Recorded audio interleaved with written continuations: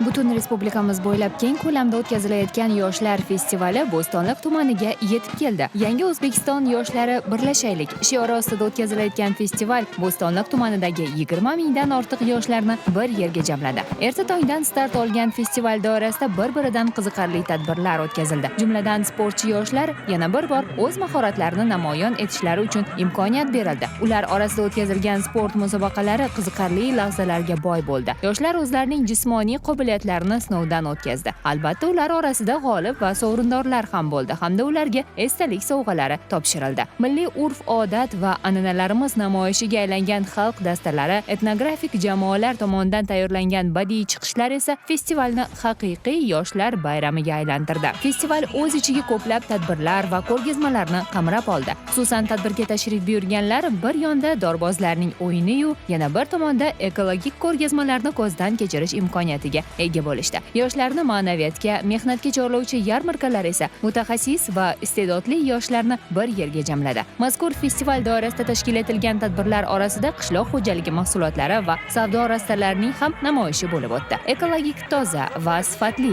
Bo'stonliq tumanida yetishtirilgan mazkur mahsulotlar ko'rgazmaga tashrif buyurgan mehmonlar e'tiborini jalb etmay qolmadi. Mazkur festival yoshlarning iste'dod va imkoniyatlarini namoyish etishga xizmat qildi desak mubolag'a bo'lmaydi. Tadbir doirasida shuningdek ijtimoiy hayotdagi faolligi bilan alohida o'rnak bo'lgan bir guruh yoshlar tuman hokimining faxriy yorlig'i hamda qimmatbaho sovg'alari bilan taqdirlandi.